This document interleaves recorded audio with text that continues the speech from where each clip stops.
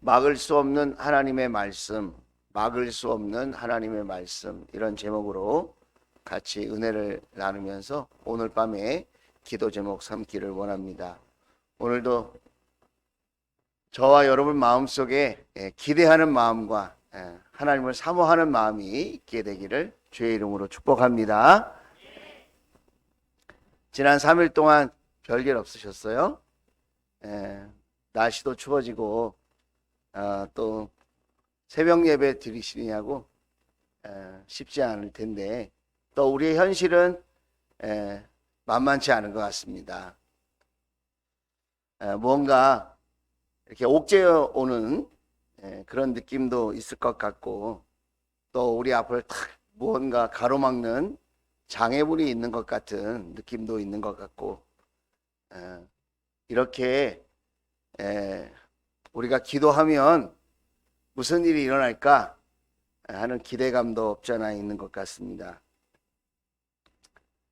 우리가 사는 날들을 가만히 보면 그날이 그날인 것 같은데 똑같은 날이 하루도 없는 것 같아요. 매일매일의 삶이 비슷하게 사라지는데 그 매일매일 삶 속에서 내 생각이 바뀌고 내 마음이 바뀌고 또 나에게 주어진 환경도 조금씩 바뀌는 것을 경험합니다. 그래서 이 하루하루의 삶을 내 힘으로 살아가는 것도 필요하겠지만 어제도 살았으니까 오늘 못 살겠어요? 그렇죠? 어제도 살아냈는데 오늘 못 살 이유가 없잖아요. 하지만 내 힘으로만 사는 것이 아니라 하나님의 도우심을 기억하면서 하나님의 은혜를 생각하면서 하나님의 사랑을 신뢰하면서 살아가는 저와 여러분 될 수 있기를 주의 이름으로 축복합니다. 하나님의 은혜와 사랑을 기대합니다. 이렇게 기대하면서 하루하루 살아가는데 그 즐거움도 만만치 않은 것 같아요. 그 즐거움도 좀 세상 사람들이 이렇게 지켜보는 것처럼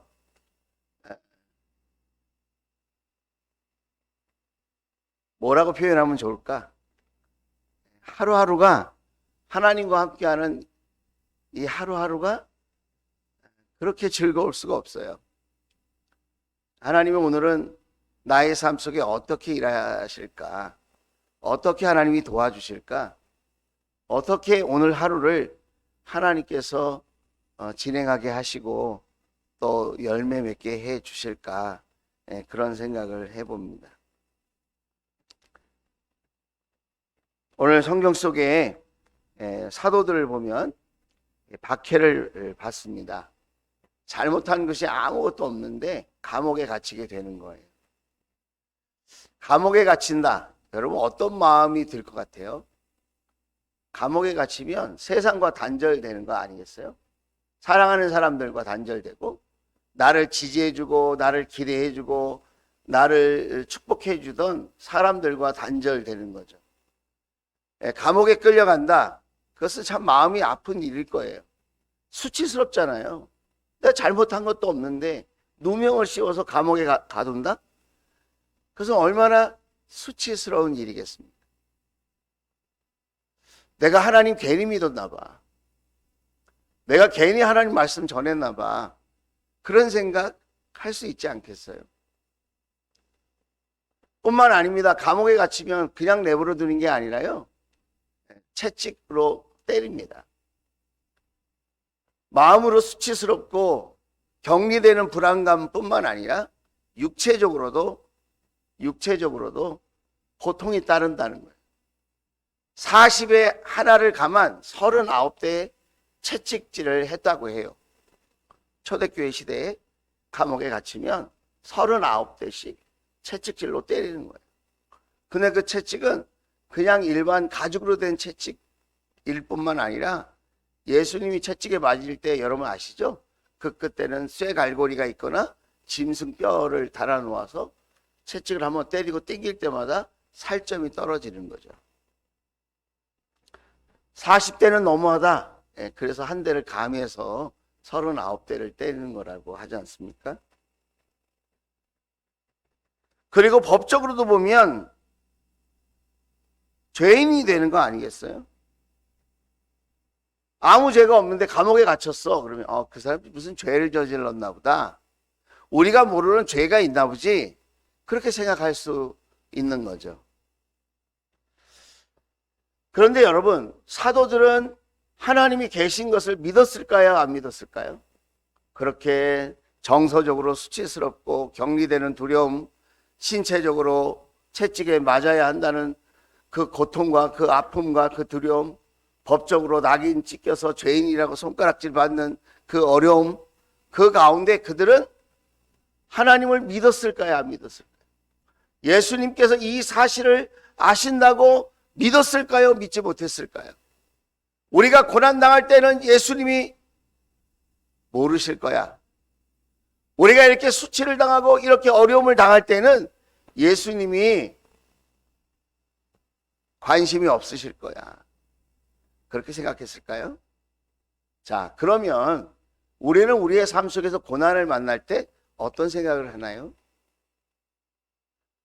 내가 아프고 내가 힘들고 내가 누군가 때문에 상처받고 원하지 않는 방향으로 오해를 받고 누군가에게 시기와 질투를 받을 때 그때에 여전히 하나님이 나를 사랑하신다고 예수님께서 이런 상황을 다 알고 계신다고 이런 모든 사건과 이런 모든 형편 속에는 하나님의 뜻이 있다고 여러분 우리는 믿고 있을까요? 대부분의 사람들은 좋은 일이 있을 때는 하나님 살아계신다고 말씀하고요. 좀 어렵고 힘든 일이 있거나 내가 원하는 방향으로 내 삶이 전개되지 않을 때는 하나님이 나를 사랑하지 않나 봐. 하나님이 내 사정을 모른 척 하시는 것 같아. 왜 내 기도는 안 들어주시지? 이렇게 반응하기 쉽다는 거예요. 그런데 여러분, 좋을 때도 함께 하셨던 하나님이 어려운 때도 함께 하는 줄로 믿습니다. 하나님은 어제나 오늘이나 영원토록 변함없으신 줄로 믿습니다. 고난에도 하나님의 뜻이 있다. 한번 따라서 하겠습니다. 고난에도 하나님의 뜻이 있습니다. 내 육체적인 질병과 또 경제적인 어려움 속에도 인간관계가 깨어지고 어그러지고 뭔가에 내가 이렇게 사로잡혀서 뜻하지 않는 어려움 속에 있을 때에도 그때에도 하나님의 뜻이, 하나님의 사랑이, 하나님의 은혜가 나와 함께하는 줄로 믿습니다. 그런데 우리의 실력으로 그렇게 믿어내는 것이, 믿고 사는 것이 쉽지 않다는 거예요. 그렇게 믿어야 될 줄 알고 고난에도 하나님의 뜻이 있다. 그렇게 확신하고 여전히 신뢰하는 마음으로 하나님께 기쁨으로 감사함으로 나아가야 되는데 우리의 삶에 질병이 또 물질적인 어려움이 인간관계에 고통이 탁 다가오면 내가 원하는 방식으로 내 삶이 풀리는 것 같지 않는 그런 생각이 딱 들면 낙심부터 하는 거죠. 하나님부터 원망하는 거죠. 그리고 주위에 있는 사람들에게 책임을 전가하기에 바쁜 나 자신의 모습을 보게 되어지는 것입니다. 그것이 우리 인간의 연약함인 것이죠.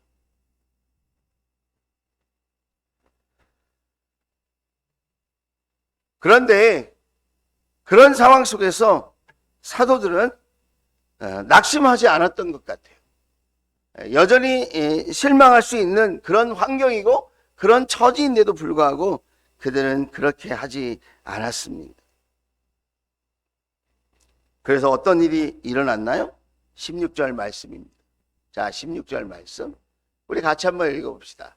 시작. 또 예루살렘 근방의 여러 동네에 사는 많은 사람들이 병든 사람과 악한 귀신에게 시달리는 사람들을 데리고 모여들었는데 그들은 모두 고침을 받았다. 그렇죠? 이제 하나님의 역사가 막 일어나는 겁니다. 자, 그래서 이제 17절로 넘어가는 거죠. 17절. 대제사장과 그의 지지자들인 사두개파 사람들이 그 당시에 이렇게 이스라엘 공회를 대부분 이렇게 권력을 잡고 있던 사람들이 바리새파 사람들, 그 다음에 사두개파 사람들이 나누어서 이스라엘의 권력을 잡고 있었습니다.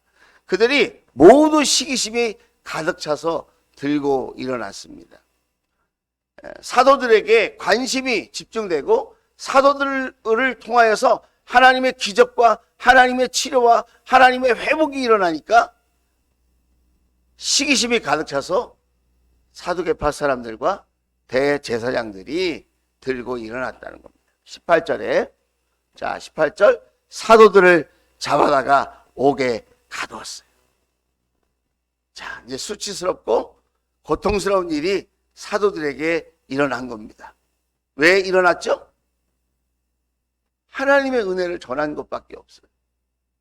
하나님의 은혜를 믿고 기도해 준 것밖에 잘못이 없어요. 그런데 지금 환경은, 상황은 옥에 갇힌 거예요. 자, 19절. 자, 같이 한번 읽어봅시다. 19절 시작. 그런데 밤에 주님의 천사가 감옥문을 열고 그들을 데리고 나와서 말하기를. 자, 어떤 일이 일어났습니까? 하나님의 일하심, 하나님의 초자연적인 역사가 있었다는 거예요. 여러분, 우리가 만나는 그 고난의 때가 하나님이 역사하실 때인 것을 기억할 수 있기를 주의 이름으로 축복합니다. 내 뜻대로 안 될 때, 내 계획대로 일이 이루어지지 않을 때, 내가 원하지 않는 고난이 내 삶에 닥칠 때, 내가 여전히 하나님 앞에 충성된 삶을, 신실한 삶을 살고 있는데 원하지 않는 그런 뜻밖의 고통과 아픔이 다가올 때, 바로 그때가 하나님이 일하실 때, 하나님이 역사하시는 때라는 거예요. 하나님께서 도와주시는 때라는 거예요. 그때 간직거리가 생기는 겁니다. 우리는 생각하기를, 우리가 하나님 믿을 때 고난이 아예 없으면 얼마나 좋을까. 하나님 믿는 사람들에게 다 좋은 일만 생기면 얼마나 좋을까. 그건 우리 생각이. 건강이 좋아졌더니 그 건강 갖고 세상을 열심히 돌아다니는 데 쓰더라고요. 물질이 필요하다고 그래서 물질을 줬는데 그 물질 가지고 자기 욕심을 채우는 데만 열중하더라고요.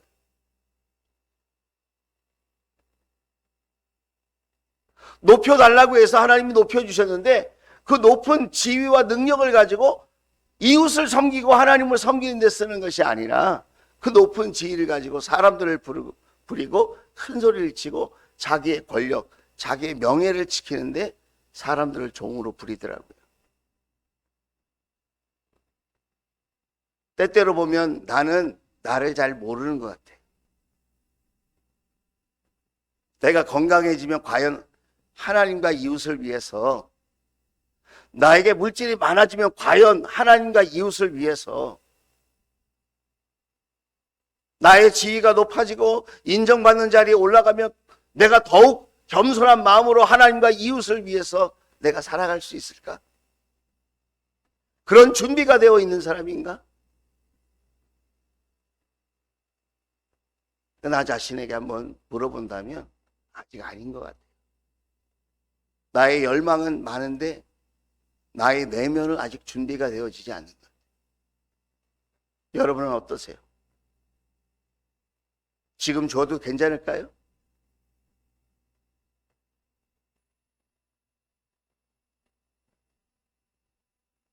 고난이 없으면 참 좋겠는데 그 고난을 통하여 하나님이 뜻하시는 바가 있다는 거예요. 오늘 19절 하나님께서 초자연적인 역사로 감옥문을 열고 사도들을 데리고 나옵니다. 나오시면서 이렇게 말씀하시는 거죠. 20절. 저는 이 말씀이 가슴에 이렇게 확 와닿았어요. 자, 우리 여러분 마음속에도 이 말씀이 정말 하나님이 주시는 음성으로 오늘 밤에 간직될 수 있기를 주의 이름으로 축복합니다. 자, 20절 같이 읽어봅시다. 시작. 가서 성전에 서서 이 생명의 말씀을 남김없이 백성에게 전하라 하였다. 아멘. 천천히 한번 읽어봅시다. 천천히. 자, 단어 하나하나를 음미하면서 한번 읽어봅시다. 너무 늦게는 아니고요. 보통 빠르기로. 옆 사람을 의식하면서. 시작. 가서 성전에 서서 이 생명의 말씀을 남김없이 백성에게 전하여라 하였다. 할렐루야. 자, 여러분 보세요. 이 말씀을 하시면서 초자연적인 역사로 감옥에서 사도들을 꺼내주는 겁니다.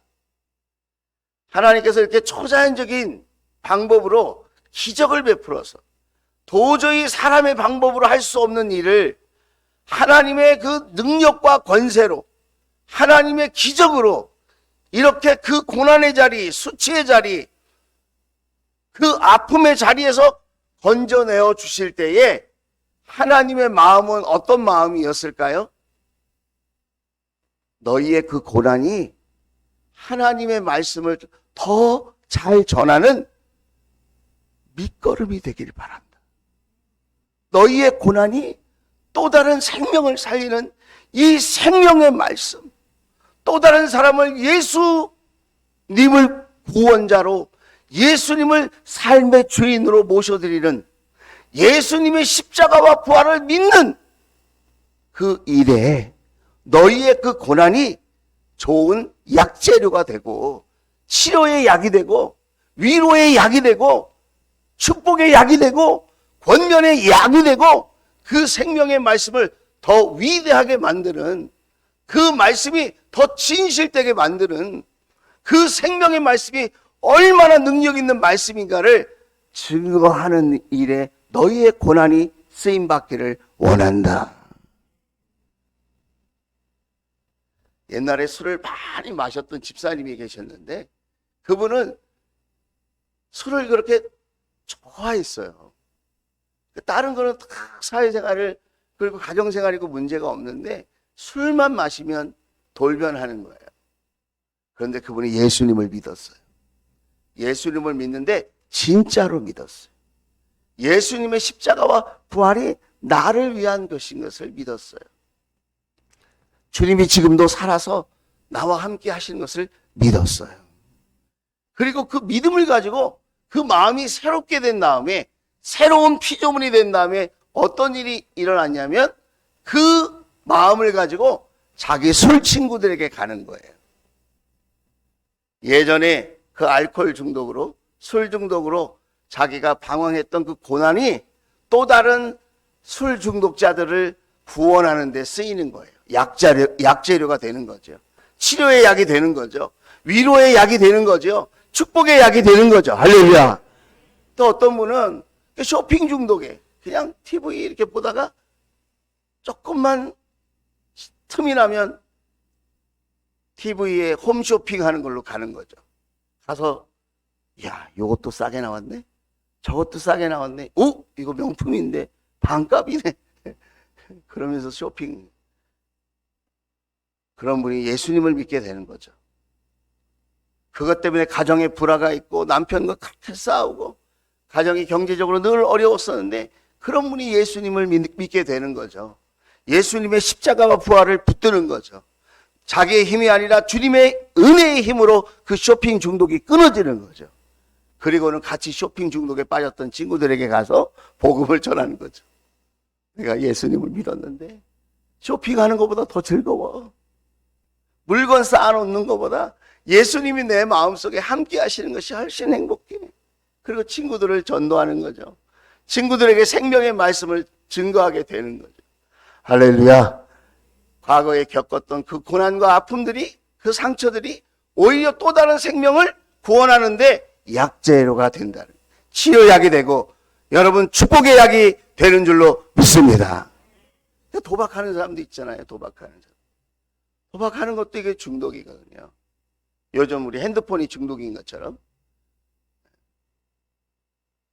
잘 마음으로는 그만해야지 하는데 이게 잘 안 되는 거죠. 그런데 예수님을 알게 되었어요. 예수님을 믿게 되었어요. 그래서 그 마음이 새로워지는 거죠. 새로운 피조물, 누구든지 그리스도 안에 있으면 새로운 피조물이라. 이전 것은 지나갔으니 보라 새 것이 되었도다. 예수를 진짜 믿으면 예수님이 내 마음속에 오셔서 내 인생의 주인이 되어주시고 내 영혼의 구원자가 되어주시면 생각이 바뀌고 마음이 바뀌고 말이 바뀌고 태도가 바뀌는 거죠. 그래서 그 도박 중독이 끊어졌어요. 그리고는 그 사람이 또 어디로 갑니까? 예전에 같이 도박하던 친구들에게 가는 거죠. 가서 생명의 말씀을 전하는 거죠. 그가 전에 경험했던 그 고난이 또 다른 생명을 살려내는 좋은 밑거름이 되어지는 거라는 거예요. 여러분, 무엇 때문에 고통받습니까? 질병 때문에 고통을 받습니까? 물질 때문에? 사람 때문에? 여러분, 요즘 무엇 때문에 여러분의 마음이 힘드십니까? 흔들립니까? 낙심이 되십니까? 하나님이 살아계신 줄로 믿습니다. 하나님께서 하나님의 방법으로 도와주실 줄로 믿습니다. 예수 이름으로 고침받을지어다. 예수 이름으로 자유케 될지어다. 예수 이름으로 변화될지어다. 오늘도 그 이름의 능력은 살아있는 줄로 믿습니다. 고난이 내게 유익이라. 고난을 통해서 내가 하나님의 말씀을, 그 말씀의 깊이를, 그 하나님의 뜻을 내가 알게 되었다. 고백한 시인처럼 우리도 고난이 없으면 참 좋겠는데, 이 고난으로 말미암아 하나님의 살아계심도 경험하고 또 하나님의 말씀의 능력도 더 깊이 경험하게 되어지는 줄로 믿습니다. 다시 한번 할까요? 고난에는 하나님의 뜻이 있습니다. 할렐루야. 자, 두 번째로 이런 기적이 이제 일어났어요. 자, 우리 하나님께서 생명의 말씀을 다시 전하게 하려고 하는 뜻을 가지시고 초자연적인 역사로 감옥에서 구출해 주셨어요. 그런데 이런 사건 앞에 두 가지로 반응하는 사람이 나타납니다. 첫째는 하나님의 말씀에 있는 그대로 순종하는 사람입니다. 18절에 19절에 20절의 말씀을 우리가 읽었어요. 자, 21절 말씀입니다. 이 말을 듣고 그랬어요. 이 말을 듣고, 이 말을 들었다는 게 무슨 말일까요? 이 생명의 말씀을 전해라, 그거예요. 생명의 말씀을 전하라는 말씀을 듣고 그들은 새벽에 성전에 들어가서 가르치고 있었다. 사도들은 즉시 깨달음과 더불어 즉시 그 감옥에 나오는 사건 즉시 어디로 갔다고요? 새벽에 성전에 들어갔어요. 여러분, 낮에 성전에 사람이 많을까요? 새벽에 성전에 사람이 많을까요?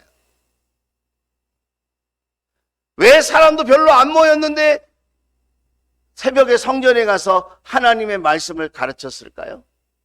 왜 예수님이 구원자라고, 예수님이 십자가에 우리의 죄 때문에 죽으시고 부활하셨다고, 그 예수님이 부활하셔서 우리의 구원자로 우리와 함께 하신다고, 당신들은 예수님의 십자가에 못 박았지만 예수님은 죽으셨다가 우리의 죄를 용서하시고 3일 만에 다시 살아나셨다고, 그분이 우리의 구원자와 주님이 되셨다고 그렇게 새벽에 얘기했어요. 만약에 저 같으면 이렇게 했을 것도 같아요. 감옥에 갇혔다가 나왔어. 그러면 어떻게 했을까요? 보통 사람 같으면 가족들에게 빨리 이 소식을 알려야죠. 걱정하지 마시라. 하나님이 나를 이렇게 감옥에서 건져주셨다. 아내도 있었을 거예요. 사도들 중에는 형제들도 있었을 거예요. 성도들도 궁금하지 않겠어요? 그러면 우리는 그래, 생명의 말씀을 전해야지. 지금 새벽이니까 집에 가서 한잠 자고 낮에 이제 개운한 몸과 마음으로 성전에 가서 하나님 말씀을 전해야 되겠다. 뭐가 문제예요? 문제 있어요? 문제 없죠? 그래도 되잖아요. 그런데 여러분, 순종은 즉시 하는 겁니다. 한번 따라서 하겠습니다. 순종은 즉시 합니다. 순종하려면 신속하게 해야 합니다. 왜 그런지 아세요? 저와 여러분은 연약한 사람들이에요. 미뤄가지고 잘 되는 일이 거의 없어요. 숙제도 미루면 미룰수록 하기 싫어요. 학교 다녀봤잖아요. 신앙생활도 내가 해야 될 일을 먼저 해야지, 나중에 밥 먹고 해야지, 자고 나서 해야지, 이따가 해야지, 그러면 어떻게 됩니까? 그럼 하기 싫어져요. 처음에는 순종하고 싶었는데 나도 모르게 불순종하게 되는 거예요. 오늘 이 사도들은 어떻게 했습니까? 이 말을 듣고 20절에 이 말을 듣고 생명의 말씀을 전하라. 이 하나님의 음성을 듣고 그들은 즉시 새벽에 성전에 사람이 많이 있거나 적게 있거나 그거는 사도들의 관심의 대상이 아니에요. 하나님도 다 아세요. 하나님이 원하는 건 뭐예요? 즉시 하나님의 말씀에 순종하는 거예요. 나중에 분위기가 더 좋아진 다음에 해야지. 나중에 사람이 더 많이 모인 다음에 해야지. 내가 좀 잠 좀 자고 피곤이 풀린 다음에 해야지. 그건 내 생각, 육신적인 생각이고요. 하나님은 하나님의 말씀이 들릴 때에, 내가 은혜를 받았을 때에, 내가 뭔가 하나님의 사랑 때문에 가슴이 뭉클할 때에, 내 가슴 속에 울림이 있고 파동이 일어날 때에, 여러분 바로 그때에 즉시 순종하면 할수록 여러분에게 좋은 일, 기쁜 일, 감사한 일, 하나님의 위대한 생명의 역사가 나타나게 될 줄로 믿습니다. 사도들은 즉시 순종하는 사람이었다는 거예요. 그런데 또 한 부류의 사람들이 있어요. 그 사람들은 누구냐? 사람의 눈치만 보는 사람들이에요. 22절, 경비원들이 감옥에 가서 보니 누가 시켰어요? 대제사장과 사두개인들이 시켰어요. 감옥에 가서 그들을 한번 보라고. 경비원들이 감옥 가서 봤는데 사도들이 감옥에 없었어요. 그리하여 그들은 돌아와서 이렇게 보고하였다. 23절, 감옥문은 아주 단단히 잠겨 있고 문마다 간수가 서 있었는데 문을 열어보았더니 안에는 아무도 없었습니다. 아무도 없었대. 이게 어찌된 일입니까? 24절. 자, 같이 한번 읽어볼까요? 시작. 경비대장과 대제사장들이 이 말을 듣고서 대체 이 일이 앞으로 어떻게 될까 하고 사도들의 일로 당황하였다. 그랬어요. 대체 이 일이 앞으로 어떻게 될까 하고 라는 말은 어떤 말일까요? 앞으로 여론이 어떻게 형성되지? 앞으로 사람들이 뭐라고 얘기할까? 앞으로 사람들이 어떻게 이 일에 대해서 이야기하게 될까? 저는 이 말씀을 딱 읽는데 한 사람이 생각났어요. 그 사람이 본디오 빌라도예요. 본디오 빌라도는 예수님이 무죄인 것을 알았을까요? 몰랐을까요? 알았어요. 알았어. 그런 마음으로 예수는 죄가 없어. 대제사장들과 서기관들과 바리새인들과 사두개인들이 시기하고 질투해서 예수를 이렇게 모함하는 거야 알고 있었어요. 그래서 바라바를 놔주려고 했어요. 그죠? 여러분 아시죠? 그런데 유대인들이 어떻게 합니까? 죄를 우리에게 돌리소서. 그리고 예수를 어떻게 합니까? 사형시키라고 막 난리를 칩니다. 그대로 안 하면 폭동이 날 것처럼 막 사람들이 동요하고 막 들끓어 일어납니다. 그래서 빌라도가 어떻게 하죠? 자기의 손을 씻으면서 나는 죄 없다. 넌 니들 때문에 그런 거야. 그리고는 어떻게 합니까? 사람의 눈치를 보고 예수를 십자가에 내어주더라.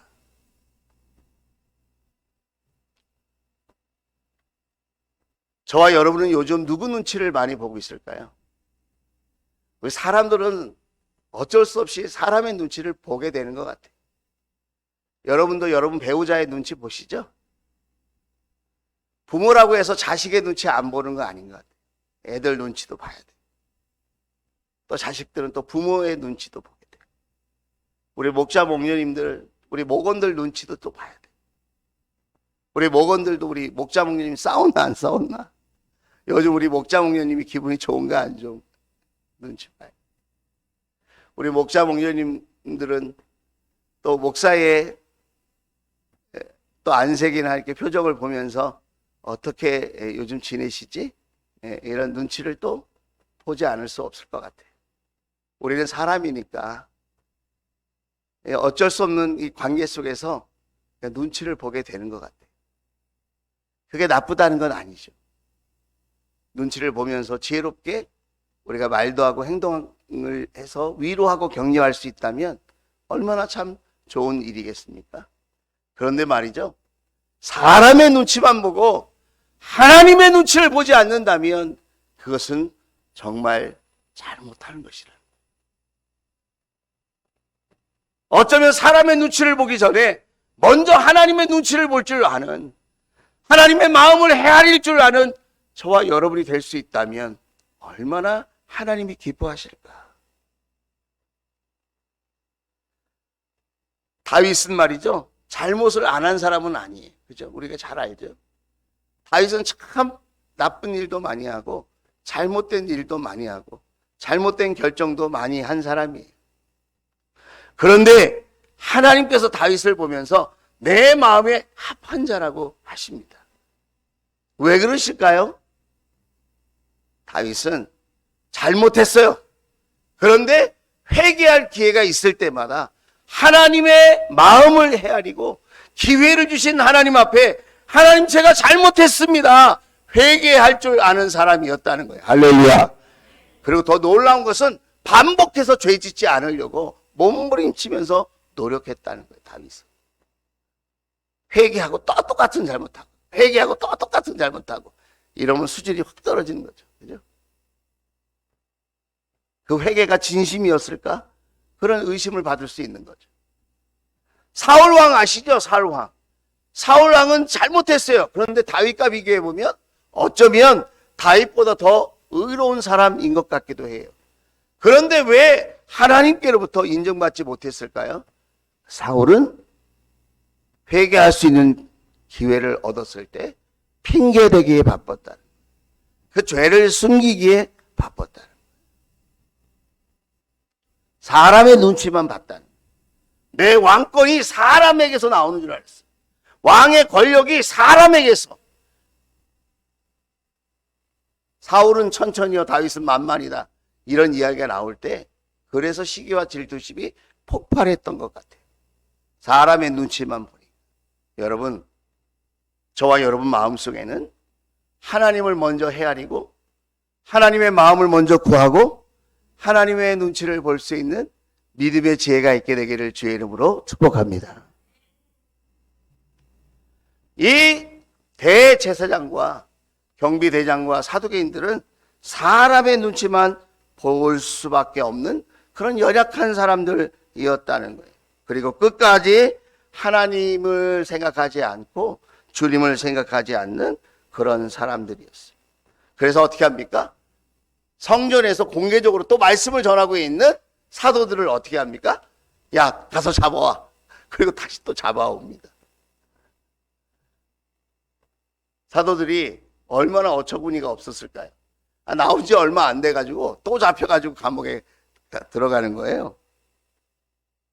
그런데 여러분 40절 말씀을 보세요.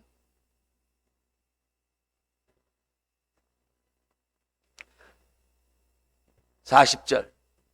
그리하여 그들은 사도들을 불러다가 때린 뒤에 예수의 이름으로 말하지 말라고 명령하고서 놓아주었다. 다시 잡았는데 이 사람들은 누구 눈치를 보는 사람이죠? 이스라엘 백성들의 눈치, 여론의 눈치를 보는 사람이에요. 그러니까 이렇게 딱 잡혔을 때 더 오래 가두고 더 협박도 하고 더 무섭게 심판하고 싶었는데 그렇게 못하고 내어줘야 하는데 그냥 내놓기는 뭐 하니까 체면상 불러다가 때린 뒤에 예수의 이름으로 말하지 마. 너희들 또 잡아둘 거야. 그리고 협박을 하고 놓아주었다. 그런데 여러분 사도들 반응을 보세요. 41절 같이 한번 읽어봅시다. 시작. 사도들은 예수의 이름 때문에 모욕을 당할 수 있는 자격을 얻게 된 것을 기뻐하면서 공의회에서 물러나왔다. 아멘.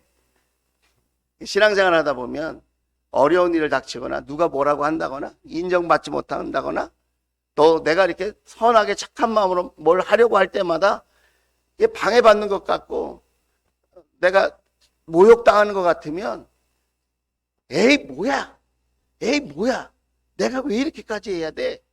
그리고 낙심하고 다시는 안 해. 안 할 거야. 이렇게 하기가 쉬워요. 그런데 사도들은 어떻게 해요? 예수의 이름 때문에 만나는 고난, 예수의 이름 때문에 당하는 모욕. 야, 이건 기쁜 거야. 이건 특권이야, 특권. 이건 내가 예수님을 잘 믿고 있다고 하는, 내가 예수님께 순종하고 있다고 하는, 내가 복음을 위해서 노력하고 있다고 하는, 이건 하나님의 축복하심이야. 할렐루야. 그렇게 믿었다는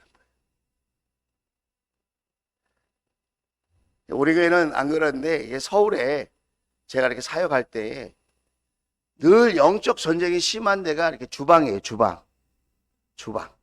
이 떡할 때 보면 제가 특별 기도에 들어가야 돼. 저쪽에서는 쑥떡 하자 그러고, 저쪽에는 가래떡 하자 그러고, 저기는 팥떡 하자 그러고, 저기는 안에 있는 저 꿀떡 하자 그러고. 권사님들이 아주 치열하게 의견을 내놓고 절대로 물러서지 않는 거야. 그러면 저는 주여! 이 떡 때문에 시험 들지 않게 해주옵소서. 그리고 이제 자기 의견이 채택 안 됐어. 예. 꿀떡을 해야 되는데, 예, 쑥떡을 하게 된 거예요. 쑥 넣어가지고. 그러면 쑥떡을 한 사람은 막 기가 살고, 또 꿀떡 하자는 분은 또 기가 죽어가지고, 새벽 예배 갑자기 안 나와 또.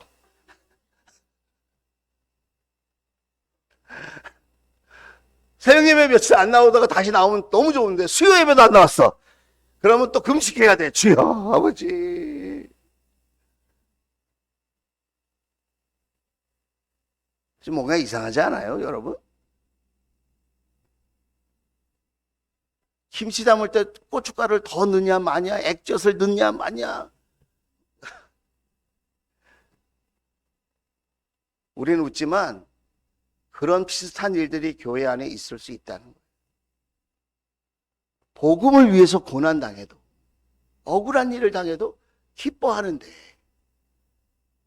여러분, 우리의 신앙의 모습을 한번 점검해 볼 필요가 있지 않을까요? 서로가 서로를 축복해주고, 서로가 서로의 의견을 받아주고, 예? 내가 기도할 테니 당신의 뜻대로 하시라. 서로 양보해주고, 서로 이렇게 힘이 되어주고 해주면 얼마나 좋을까요? 특별히 믿음이 약한 사람의 의견을 들어줄 수 있게 되기를 주의 이름으로 축복합니다. 기도 많이 하고 믿음이 있는 분들은 그런 거 다 이겨낼 수 있잖아요. 그런데 이제 막 예수 믿고 섬겨보려고 하는데 무시당하거나 모욕당하는 것 같으면 그런 분들은 이겨내기가 쉽지 않거든요. 사도들은 기뻐했다고 그랬어요. 왜 그럴까요? 예수님을 만난 사람이잖아요. 십자가와 부활의 목격자잖아요. 주님의 사랑을 듬뿍 받은 사람들이잖아요. 믿음의 실력이 있던 사람이잖아요. 믿음의 실력만큼 고난을 견뎌내는 겁니다. 예수님과 행복한 추억이 쌓인 만큼 여러분 고난을 여러분 이겨내는 거라는 거예요. 예수님 때문에 행복한 만큼 여러분 우리는 기뻐할 수 있고 감사할 수 있게 되는 줄로 믿습니다. 저는 여러분이 오늘 밤 예수님 때문에 행복해졌으면 좋겠어요. 예수님 때문에 행복한 추억이 많아서 더 많은 사람들에게 관용을 베풀고 위로하고 평화를 끼치고 감싸 안아주고 포용해주고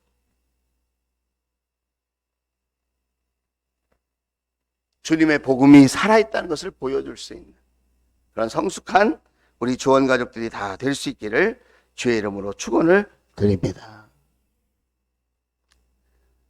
생명의 말씀으로 영혼을 살리고 생명의 말씀으로 가정을 변화시키고 여러분 생명의 말씀으로 여러분 우리 지역사회를 새롭게 할 수 있는 복음의 능력이 우리 조원교회와 우리 목장과 저와 여러분에게 있게 되기를 주의 이름으로 축복합니다. 하나님의 말씀을 막을 수 없습니다.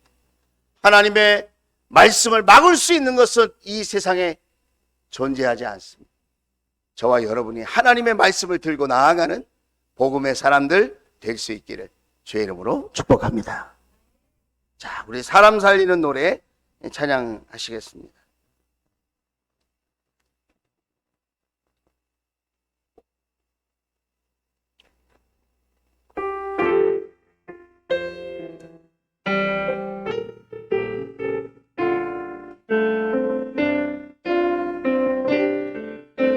가사를 생각하면서 찬양합시다.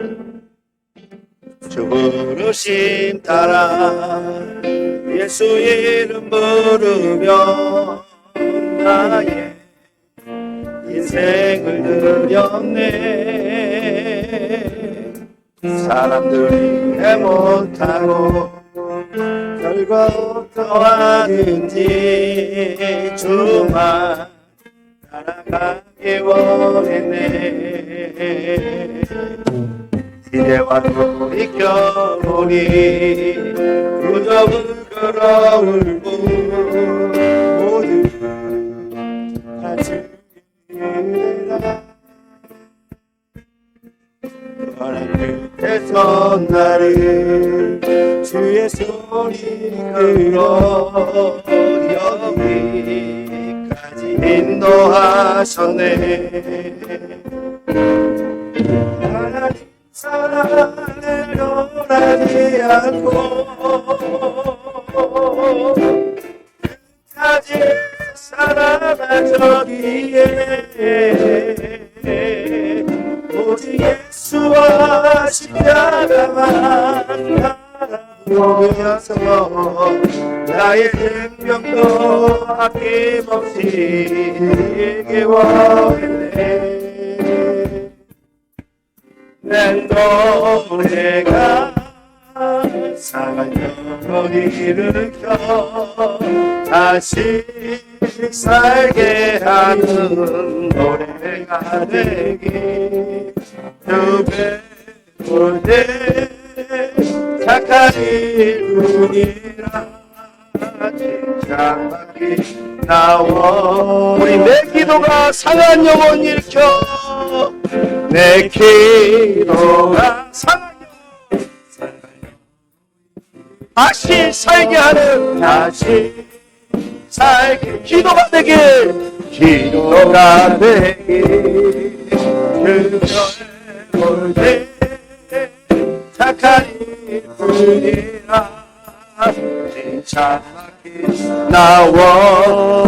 내 섬김이 상한 영혼 일으킵니다. 내 섬김이 상한 영혼 일으켜 다시 살게 하는 섬김이 되길. 두 배 볼 때 착한